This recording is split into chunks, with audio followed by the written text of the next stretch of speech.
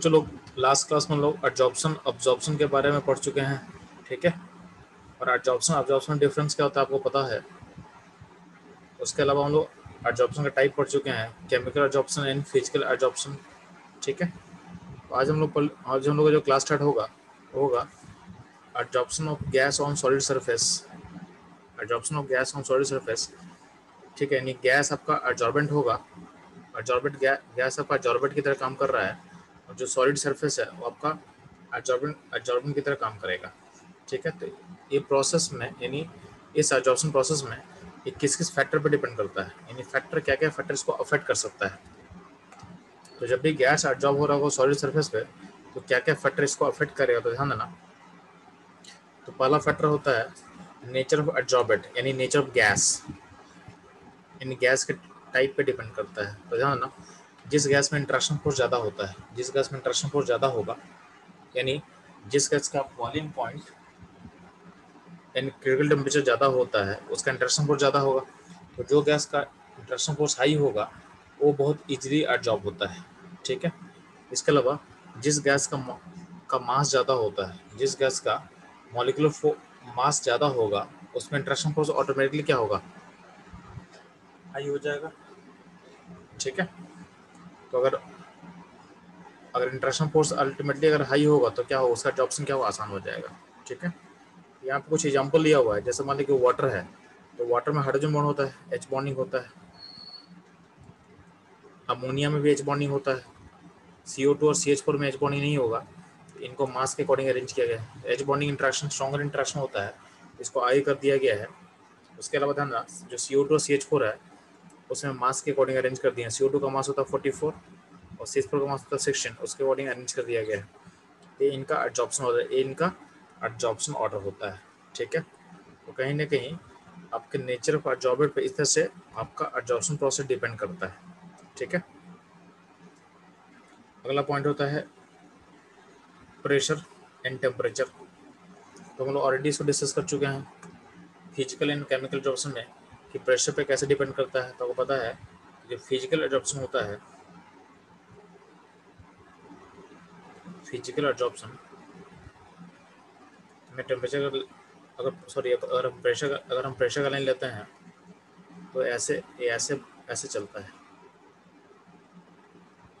ठीक है। और अगर केमिकल का बात करते हैं तो केमिकल वाले में प्रेशर के साथ क्या होता है जी, तो केमिकल एब्जॉर्प्शन में प्रेशर के साथ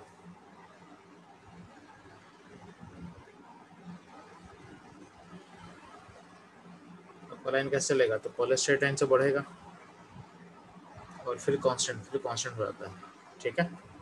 ये आपका केमिकल एब्जॉर्प्शन का प्रेशर के साथ ऐसा लाइन चलता है। टेम्परेचर में क्या होता है, टेम्परेचर में फिजिकल जो होगा, तो फिजिकल वाले में क्या होता है, टेम्परेचर बढ़ाए तो क्या होगा, ये घटेगा। और केमिकल जो एब्जॉर्प्शन में क्या होता है, टेम्परेचर बढ़ाए तो क्या पहले बढ़ेगा, एक मैक्सिमम वैल्यू अचीव करेगा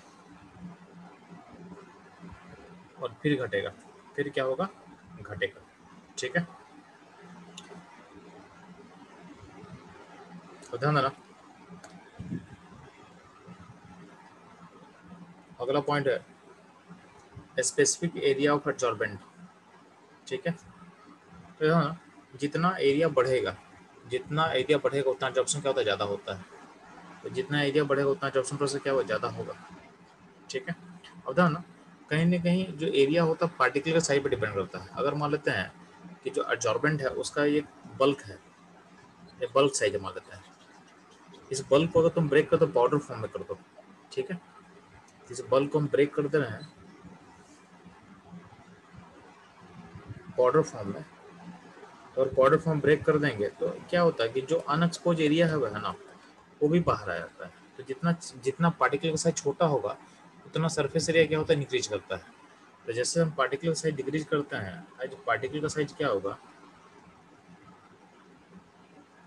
डिक्रीज करेगा, आपका जो सरफेस एरिया होता है वो इंक्रीज करेगा। तो अब अल्टीमेटली क्या होता है, एब्जॉर्प्शन क्या होता है, इंक्रीज करेगा, ठीक है। सिमिलरली अगर आपका पोरस फॉर्म होगा, पोरस फॉर्म मतलब जिसमें जिसमें पोर्स होते हैं, होल्स होते हैं, तो पोरस फॉर्म में ज़्यादा एब्जॉर्प्शन होता है as compared to crystalline form. Crystalline form अगर बात करते हैं, क्रिस्टलाइन फॉर्म क्या होता है, जैसे मान लीजिए कोई क्रिस्टल है तो उसमें पोर्स नहीं होता है, ठीक है, तो वहाँ पर एब्जॉर्प्शन क्या होगा, लेस होगा as compared to porous form, ठीक है।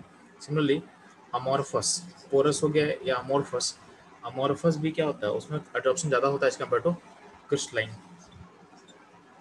ठीक है। तो ये रहेगा एब्जॉर्प्शन, आपके एब्जॉर्बेंट के नेचर पे कैसे डिपेंड करने वाला है, ठीक। अगला पॉइंट होता है कि टर्म होता है activation of absorbent, activation of absorbent, तो ध्यान देना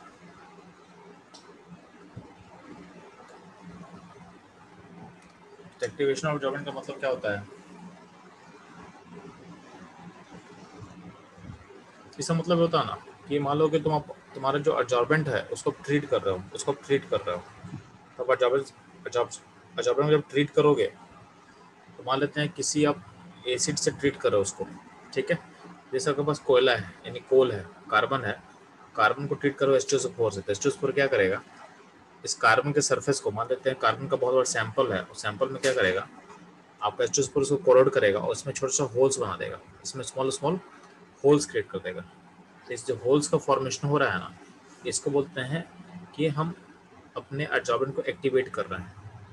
तो एब्जॉर्बेंट को कोरोड करके उसके अंदर होल्स क्रिएट करने को प्रोसेस को बोलते हैं हम लोग एक्टिवेशन प्रोसेस। तो जितना ज़्यादा हम एक्टिवेशन करेंगे अपने एब्जॉर्बेंट का, उतना ही ज़्यादा क्या होगा, आपका एब्जॉर्प्शन प्रोसेस क्या होगा, बेटर होगा, हमारा एब्जॉर्प्शन प्रोसेस क्या होगा, बेटर होगा। ये ध्यान रखना, जितना ज़्यादा हम उसको एक्टिवेट करेंगे उतना ही हमारा एब्जॉर्प्शन प्रोसेस क्या होगा, बेटर होगा, ठीक है।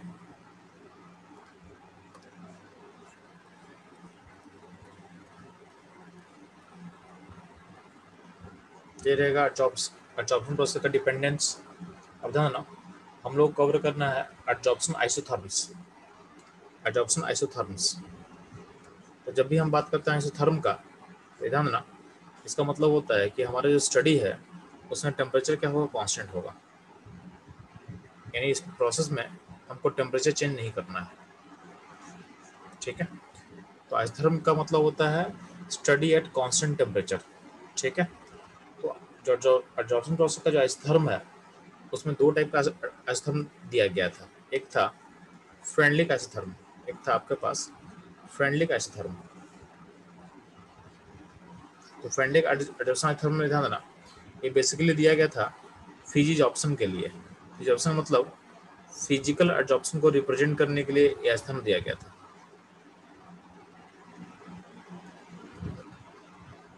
ठीक है। प्लस यहाँ पे एक एक्स्ट्रा पॉइंट मैं ऐड कर रहा हूँ जो आपके एनसीईआरटी में नहीं दिया हुआ है, कि ये जो वैलिड होता है, ये वैलिड होता है ओनली फॉर मॉडरेट प्रेशर, यानी जब प्रेशर बहुत ना बहुत कम हो, यानी ना ही टू लो हो ना ही टू हाई हो, यानी ज़्यादा प्रेशर और कम प्रेशर पे छोड़ के बीच का जो प्रेशर है उसके लिए वैलिड होता है, उसके लिए वैलिड होता है, ठीक है। अब ध्यान देना, तो यहाँ ध्यान दोगे तो यहाँ पे हम लोग क्या करते हैं, यहाँ पे वाई एक्सिस में एक्स बाई एम रखा हुआ है, वाई एक्सिस में क्या है, एक्स बाई एम है, और एक्स एक्सिस पे क्या प्रेशर है, क्या है, प्रेशर है। तो एक्स यहाँ पे क्या है, ध्यान देना, यहाँ पे एक्स होता है, एक्स बाई एम में एक्स क्या है, amount of absorbent, amount of absorbent,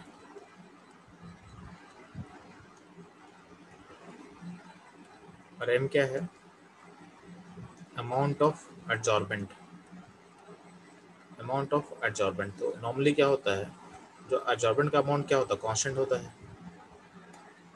ये क्या होता है, ऑलमोस्ट फिक्स होता है, यानी कांस्टेंट होगा। तो आपका जो एब्जॉर्बेंट है टाइम के साथ क्या हुआ, चेंज करता है, यानी ये जो एक्स है आपका एक्स वेरिएबल रहेगा। जनरली क्या होता है, generally x is variable, generally x is variable, ठीक है। तो मान लेते हैं कि इसे जब ग्राफ प्लॉट किया गया तो बिगनिंग में जो लाइन होता है ऑलमोस्ट स्ट्रेट लाइन की तरफ बढ़ेगा, प्रेशर बढ़ाओगे तो क्या होगा, एक्स बाई का वैल्यू बढ़ेगा, फिर जब प्रेशर बीच में पहुंचेगा तो ऐसा कुछ होता है, तो प्रेशर बहुत हाई होगा तो क्या होगा, इसका वैल्यू क्या होता है, नियरली कांस्टेंट होता है, नियरली कांस्टेंट होता है, ठीक है। तो ऐसा कर्व हमको मिलता है, ऐसा कर्व हमको मिलता है। तो ध्यान ना, बिगिनिंग में क्या बोला, बिगिनिंग में लाइन जब स्ट्रेट लाइन होगा तो उस टाइम में इस पोर्शन में इस क्वेश्चन में आपका ऐसा ये रिलेशन वैलिड होगा। क्या रिलेशन होगा? X by M equal to K P. क्या होगा? के पी। और यहाँ पे के क्या होगा? तो यहाँ पे टैन के स्लोप होगा, यानी टैन थीटा इक्वल टू हम के बोल सकते हैं, इक्वल टू हम के बोल सकते हैं। ठीक है, यानी बिगिनिंग में लाइन स्ट्रेट लाइन होता है। जैसे जैसे प्रेशर बढ़ेगा तो जैसे जैसे आप बीच में पहुंचोगे प्रेशर का, यानी मॉडरेट प्रेशर पहुंचोगे तो आपका लाइन थोड़ा कर्व बन जाएगा ऐसा। इस क्वेश्चन में आपका जो एक इक्वेशन सेटिस्फाई करेगा ये, तो X by M equal to K P P का पावर 1/n, इसको सेटिस्फाई करता है। और जैसे ही आप बहुत हाई प्रेशर पहुंच जाओगे तो आपका जो एब्जॉर्प्शन है वो क्या हो गया? वो कंप्लीट हो चुका है। तो इसको बोलते हैं, तो अब क्या होगा? अब तुम प्रेशर बढ़ाओगे तो आपका एब्जॉर्प्शन जो है उसमें कोई ज़्यादा चेंज होता नहीं है। यानी यहाँ पे इस पॉइंट के बाद, इस पॉइंट को बोला गया सैचुरेशन प्रेशर, इसके बाद आपका एब्जॉर्प्शन प्रोसेस इक्विलिब्रियम अचीव कर लेता है। ठीक है, यानी फर्दर इसमें कोई इंक्रीज नहीं होता है। तो यहाँ पे जो लाइन होगा वो पैरेलल टू क्या होगा? एक्स एक्सिस होगा। तो यहाँ के लिए इक्वेशन क्या होगा? तो यहाँ के लिए इक्वेशन हो जाएगा X by M equal to K P का पावर 0 हो जाएगा, यानी प्रेशर से इंडिपेंडेंट हो गया आप। ठीक है, और प्रेशर से इंडिपेंडेंट हो चुका है। तो ये आपका फिजिकल एब्जॉर्प्शन का डिफरेंट डिफरेंट एरिया हो गया। ठीक है, तो जो फ्रेंडली का स्तंभ दिया हुआ था वो बेसिकली इस एरिया पे बात कर रहा था, इस एरिया पे बात कर रहा है। जो आपका मॉडरेट एरिया है ना, इस एरिया के बारे में बात कर रहा है, इस एरिया के बारे में। ठीक है, इस एरिया में रिलेशन कौन सा वैलिड होगा जी? इस एरिया में रिलेशन आपको दिया हुआ ऑलरेडी, एयर रिलेशन वैलिड होगा, एयर रिलेशन वैलिड होगा। आपका X by M equal to K P का पावर 1/n एयर रिलेशन आपका वैलिड होने वाला है। ठीक,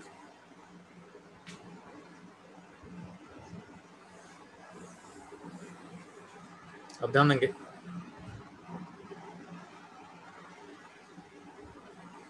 तो यहाँ पे इस रिलेशन में ध्यान देना, यहाँ जो है, यहाँ पे जो n का वैल्यू होता है, n का वैल्यू इस रिलेशन में जो दिया हुआ है यहाँ पे n का वैल्यू होता है 1 से बड़ा। तो 1/n का वैल्यू क्या होगा? 1 से छोटा हो जाएगा। ठीक है, और यहाँ पे k और n किस पे डिपेंड करता है ये भी कोई जानना है। ठीक है, तो यहाँ देखोगे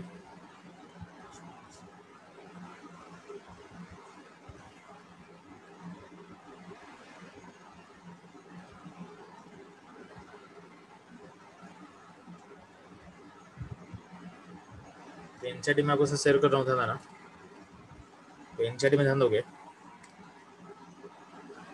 देखो फ्रेंडली थर्म में यहाँ पे देखोगे, यहाँ पे x, यहाँ पे जो दिया हुआ है, यहाँ पे n का वैल्यू क्या 1 से बड़ा है। ठीक है, और क्या बोला हुआ है कि यहाँ पे जो k और n है जो कांस्टेंट है, which depend on the nature of adsorbent and the gas at a particular temperature। ठीक है, यानी हम बोल सकते हैं कि यहाँ पे अगर मॉडरेट प्रेशर होता है तो मॉडरेट प्रेशर पे क्या होगा? मेरा रिलेशन क्या हो जाएगा? X by M proportional to P का पावर 1/n, यानी X by M, X by M equal to क्या होगा? के पी का पावर 1/n। ठीक है, और चूंकि n 1 से बड़ा है तो 1/n जो होगा वो 0 से 1 के बीच में लाई करेगा। बात समझ में आ रहा है? और यहाँ बोला गया है के एंड n है, डिपेंड करता है किस पे? Depends on adsorbent and nature of gas, in nature of gas at particular temperature। यानी जो भी बात कर रहे हैं एक पार्टिकुलर टेम्परेचर पर बात कर रहे हैं, पार्टिकुलर टेम्परेचर। अगर चूंकि हम हमारे स्टडी का टेम्परेचर क्या था? कांस्टेंट था। तो कांस्टेंट टेम्परेचर पे जो मेरा के और एन है वो डिपेंड करता है एब्जॉर्बेंट पे और नेचर ऑफ गैस पे डिपेंड करता है। ये ध्यान देना आप लोग। ठीक है,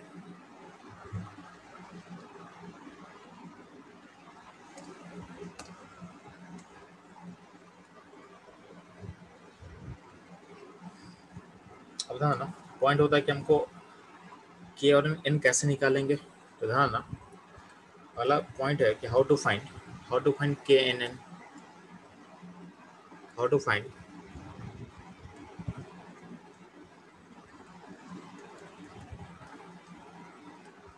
के एन एन। तो ध्यान दोगे आप एक्स बाई एम का लॉग ले लेना, यानी इस फंक्शन का आप लॉग ले लो। लॉग लो तो क्या? लॉग एक्स बाई एम होगा इक्वल टू क्या होगा,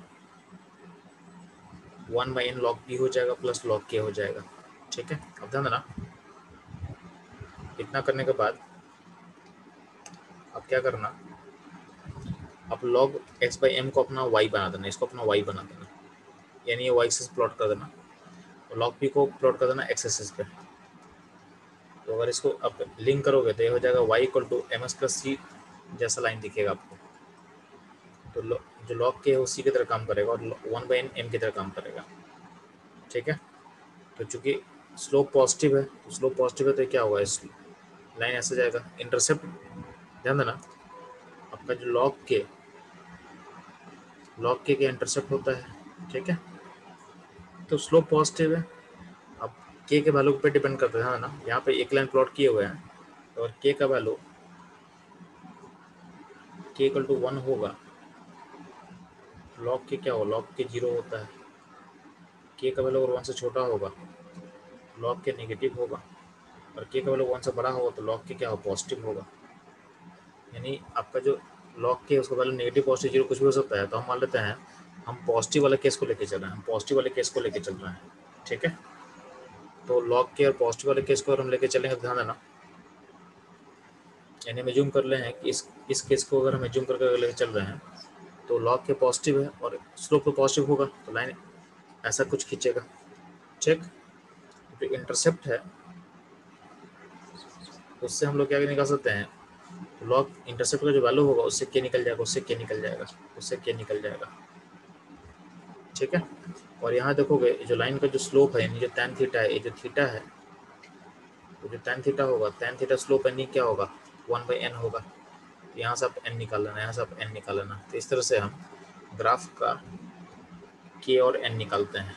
यानी जो मैथमेटिकल रिलेशन था x/m equal to k p का पावर 1/n, इसमें k और n इस तरह से हम निकालते हैं।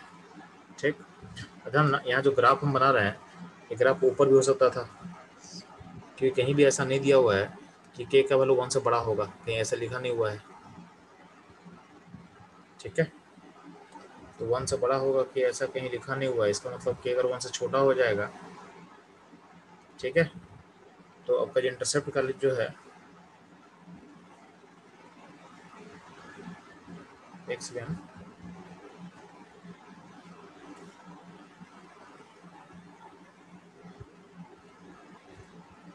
ठीक है, तो ध्यान देना, तो अगर मान लेते हैं और k, तो k ये लाइन ऐसा भी हो सकता है, log x/m और नीचे log p हो, तो लाइन ऐसा भी हो सकता है, लाइन ऐसा भी हो सकता है, लाइन ऐसा भी हो सकता है। ये होगा जब k 1 से छोटा होगा, ये k इक्वल टू 1 के लिए और k इक्वल टू 1 से बड़ा के लिए। ठीक है, तो आपका log k का वैल्यू उसके अकॉर्डिंग चेंज करेगा। log k इसमें 0 हो जाएगा, log k यहाँ पे नेगेटिव हो जाएगा, यहाँ पे log k क्या हो जाएगा, पॉजिटिव हो जाएगा। ठीक, ये ध्यान देना आपको। सिमिलरली अगर हमको बोलना है कि टेम्परेचर के साथ क्या रिलेशन होगा, तो आपको पता है कि फिजिकल एडॉप्शन टेम्परेचर बढ़ाने से क्या होता है, घट घटेगा, क्योंकि x घटता है।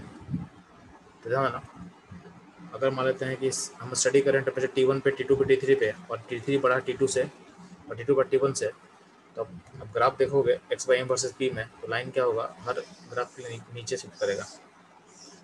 ठीक है, तो जितना टेम्परेचर बढ़ा होगा उतना ही आपका एडॉप्शन क्या होता है, डिक्रीज करता है।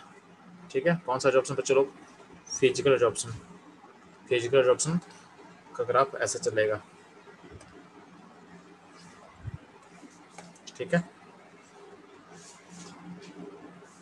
तो ये रहेगा ऑल अबाउट फिजिकल एडॉप्शन। अब ध्यान देना, एक और हमको इस थर्म पढ़ना है। अच्छा ध्यान दो, फिजिकल एडॉप्शन में कभी कभी क्या होता है, ये तो हम लोग कर रहे थे किसके लिए, जब जब गैस, तो यहाँ प्रेशर का टर्म है, तो गैस का एडॉप्शन अगर सॉलिड सरफेस होगा तो ऐसा होगा। कभी कभी क्या होता है कि लिक्विड्स यूज करते हैं हम लोग, तो अगर एडॉप्शन में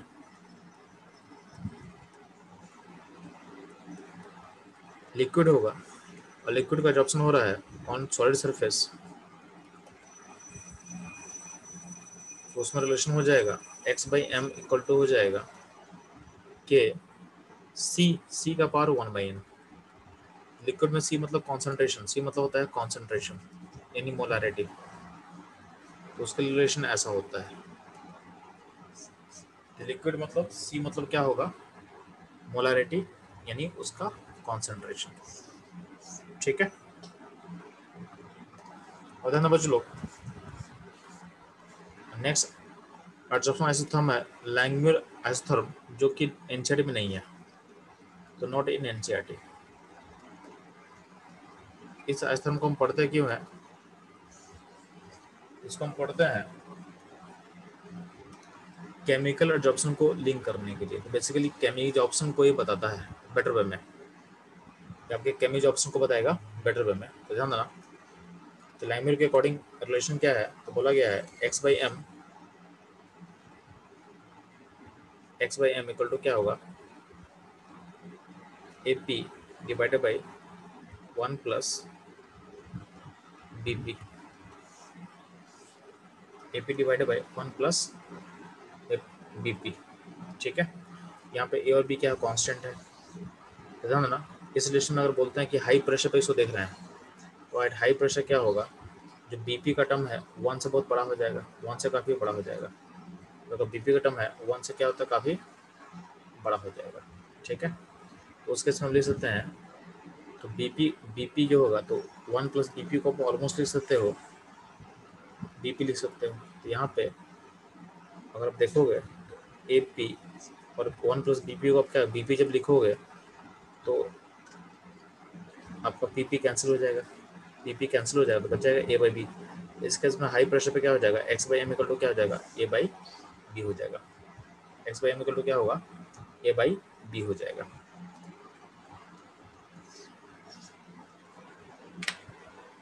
ठीक है, तो x by M equal to क्या हो जाएगा, A बाई बी हो जाएगा। अगर बात करते हैं लो प्रेशर का, बात करते हैं लो प्रेशर का, तो लो प्रेशर पे क्या है, तो बीपी का जो टर्म होता है 1 से छोटा होता है, मतलब 1 से छोटा हो जाएगा। उस केस में क्या होगा, 1 प्लस बीपी को आप ऑलमोस्ट इक्वल टू 1 लिख सकते हो।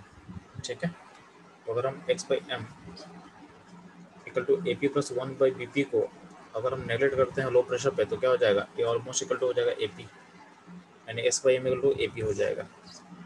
बस में ध्यान देना, जो लो प्रेशर पे है, तो अगर आप ग्राफ अगर देखते हैं, ध्यान देना, जो ग्राफ को देखोगे एक्स बाई एम, तो लो प्रेशर पे इसका ग्राफ होगा स्ट्रेट लाइन की तरह, तो लो प्रेशर पे स्ट्रेट लाइन की तरह होगा, और जहाँ थीटा होगा, ये जो थीटा होगा इसका अपना tan थीटा होगा, tan थीटा इक्वल टू क्या हो जाएगा, ए हो जाएगा, यानी ए यहाँ पर स्लोप दिख रहा है आपको, तो tan थीटा होगा ए हो जाएगा।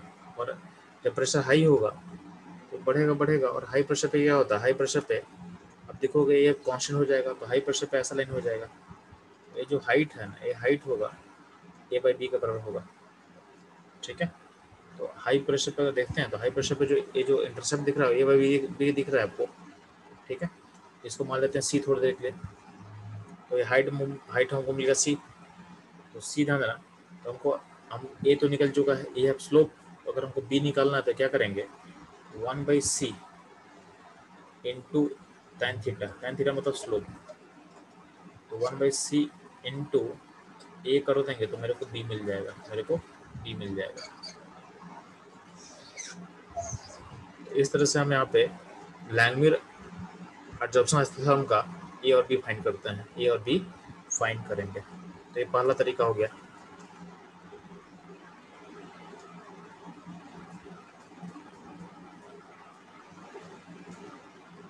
ठीक है, ये आपका फर्स्ट तरीका हो गया। अब ध्यान देना,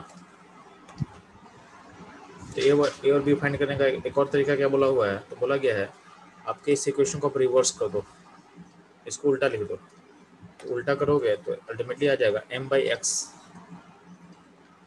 1 by A P plus B by A हो जाएगा।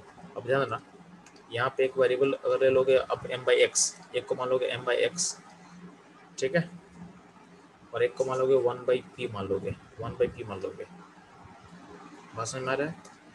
m बाई एक्स और यहाँ पे क्या हो जाएगा 1 बाई पी मान लेंगे और यहाँ क्या हो जाएगा b बाई ए हो जाएगा। तो यहाँ हो जाएगा m बाई एक्स, तो अगर y से m बाई एक्स होगा और यहाँ पे क्या होगा 1 बाई पी होगा, तो एक वेरिएबल को अगर हम 1 m बाई एक्स मान लेंगे और एक को 1 बाई पी मान लेंगे, तो उस केस में b बाई क्या हो जाएगा इंटरसेप्ट हो जाएगा और 1 बाई क्या हो जाएगा स्लोप हो जाएगा। तो यहाँ पे जो स्लोप होगा ये जो tan थीटा होगा, tan थीटा हो जाएगा आपका 1 बाई ए और जो आपका यहाँ पे इंटरसेप्ट दिख रहा है हो जाएगा b बाई ए।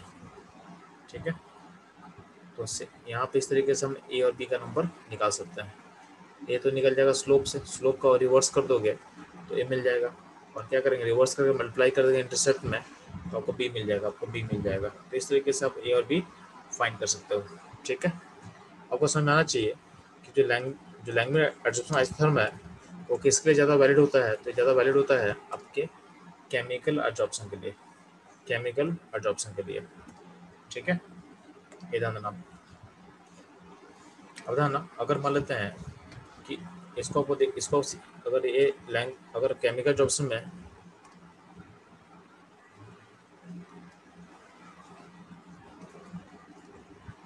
अगर हो रहा होगा लिक्विड का सॉलिड पे, यानी लिक्विड का एडजॉर्प्शन हो रहा है ऑन सॉलिड सरफेस, तो उसके लिए फॉर्मूला क्या हो जाएगा, तो बोला गया है x by M equal to क्या होगा ए सी, जहाँ जहाँ प्रेशर वहाँ पे कंसंट्रेशन लगा देना अपन प्लस बी सी। ठीक है, तो सी क्या है, सी है कॉन्सेंट्रेशन, सी है कॉन्सेंट्रेशन।